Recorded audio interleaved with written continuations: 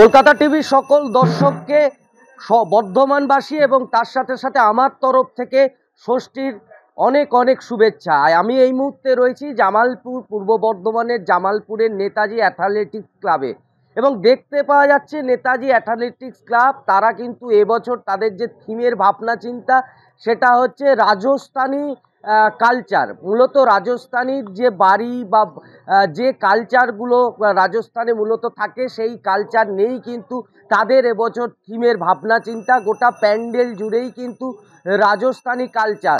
এখানে যেমন দেখতে পাওয়া যাচ্ছে এই যে জায়গা, এখানে যে রাজস্থানের যে লাঠি খেলার যে কালচার এবং তার সাথে সাথে এই যে মাটির ভাঁড় সেই যেমন রয়েছে এবং গোটা বাড়ি গোটা প্যান্ডেল জুড়েই কিন্তু ঠিক যে রাজস্থানী যে ভাবনা চিন্তা যে তাদের যে বাড়ির ভেতরে যে কালচারগুলো করা হয় মূলত সেই কালচার কিন্তু গোটা প্যান্ডেল জুড়ে। মূলত এক নজর দেখলে মনে হবে যেন আপনি রাজস্থানে এসে হাজির হয়েছেন।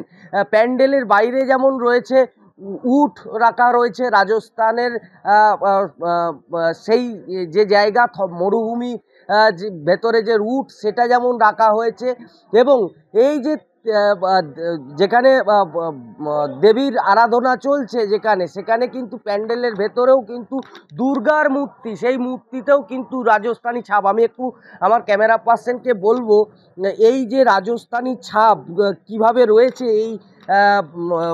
এই নেতাজি অ্যাথলেটিক্স ক্লাব এবছর যে তাদের থিম ভাবনা চিন্তায় রাজস্থানী কালচার এবং তার সাথে সাথে এই যে দেবীর মূর্তি রয়েছে সেই দেবীর মূর্তিতেও কিন্তু রয়েছে রাজস্থানী ছাপ। একদম দেখাচ্ছে এই মুহূর্তে কিন্তু যে ষষ্ঠীর পুজো, সেই ষষ্ঠীর পুজো কিন্তু ইতিমধ্যেই শুরু হয়েছে। এই যে গোটাটাই কিন্তু দেখতে পাওয়া যাচ্ছে রাজস্থানী কালচার এবং সেখানে কিন্তু দেবীর যে মূর্তি সেই মূর্তির ভেতরেও কিন্তু এই যে রাজস্থানী কালচার সেটাকে কিন্তু ফুটিয়ে তোলা হয়েছে। ক্লাব তারা এই নতুন নতুন কিছু ভাবনা চিন্তা দেখায় এবছর। তাদের যে ভাবনা চিন্তা সেটা হচ্ছে যে রাজস্থানের কালচার, রাজস্থানী যে ভাবনা চিন্তায় রাজস্থানের জীবনযাত্রা জীবনচরিত সেই নিয়েই কিন্তু এবছর এই নেতাজি অ্যাথলেটিক্স ক্লাব তারা কিন্তু রাজস্থানের গ্রাম্য কালচারকে তারা কিন্তু তুলে ধরেছেন। একদিকে যেমন বলা চলে যে শহর জুড়ে পাল্লা দিয়ে থিমের যে বাহার বা কম্পিটিশান চলছে সেই জায়গায় কিন্তু পিছিয়ে নেই গ্রামগঞ্জ।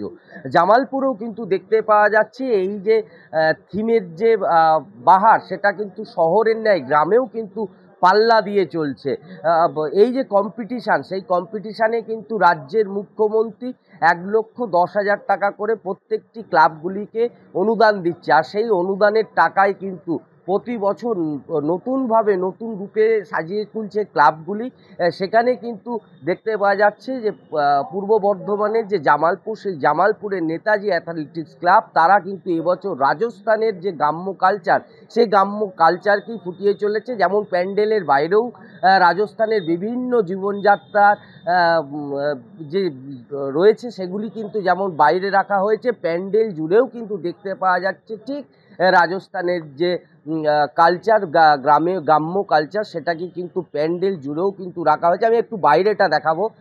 এই মুহূর্তে বাইরের ছবিটাও কিন্তু ঠিক যেমন প্যান্ডেল ছবি দেখলাম, প্যান্ডেলের যেমন চারিদিক ঠিক রাজস্থানের কালচারের যে জিনিস সেগুলোকে যেমন রাখা হয়েছে, বাইরেও ঠিক প্যান্ডেলের বাইরেও কিন্তু ঠিক রাজস্থানের যে কালচার যেগুলো তাদের সেই গ্রাম্য কালচারের মধ্যে থাকে সেইগুলোই রাখা হয়েছে।